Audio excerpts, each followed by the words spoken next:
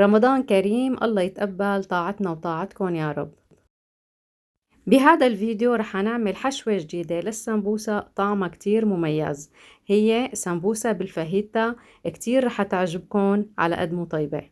لتحضير الحشوة استخدمت 500 جرام صدور دجاج، قطعتهم سلايسات، ضفت لهم معلقة صغيرة بابريكا، ونص معلقة صغيرة بودرة ثوم، ونص معلقة صغيرة بودرة بصل، ونص معلقة صغيرة كمون، ونص معلقة صغيرة تشيلي باودر، وضفت كمان نص معلقة صغيرة فلفل أسود، ومعلقة صغيرة ملح، ومعلقة صغيرة سكر، وضفت كمان 3 فصوص توم مهروس، وعصير نص ليمونة، و3 معالق كبار زيت زيتون، ومعلقة صغيرة خل. بخلط المكونات كلياتهم مع بعض وبتركهم تقريبا نص ساعة لحتى يتشرب الدجاج عندي التتبيلة.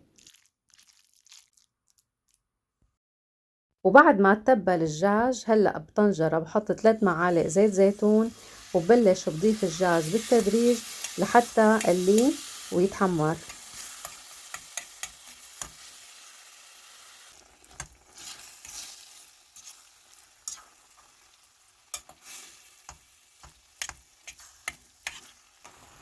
بما انه انا عم قلي الدجاج لحتى ساوي سمبوسة، لازم يكون عندي الدجاج لما يستوي منشفة المية اللي فيه، ومشان اتأكد انه تنشفت كل المي بضيف النشا.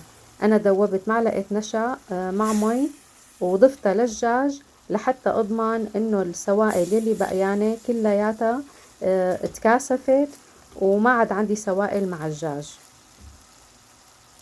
شايفين كيف الدجاج ما عاد في اي سوائل بعد ما استوى. برفع الدجاج عن النار وبستخدم نفس الطنجرة لحتى اقلي الخضار. بضيف 3 معالق زيت زيتون، وضفت لهم بصلة كبيرة مقطعتها سلايسات بقليها مع الزيت لحتى تتدبل شوي، وكمان بضيف الفطر انا مقطعته كمان سلايسات تقريبا شي 7-8 حبات. خليهم يتقلوا مع بعض لحتى يتدبلوا ويتخلصوا من السوائل اللي فيهم. وهلأ بضيف الفليفلة قطعتها كمان سلايسات، استخدمت فليفلة خضراء وحمراء، وإذا عندكم فليفلة صفراء كمان بتطلع الألوان بتاخد العقل. ألوان الفاهيتا أصلا هي حلاوتها بالألوان اللي فيها. بقليها لحتى تستوي نص استواء، وبعدين برجع بضيف الدجاج يلي أنا كنت مستويته من قبل وبقلبهم مع بعض، وبهيك صارت حشوة الفاهيتا جاهزة.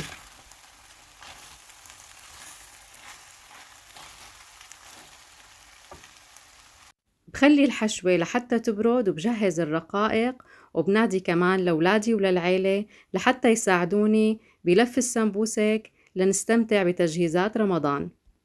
استخدمت الرقائق الجاهزة وطبعا لفة كتير سهل.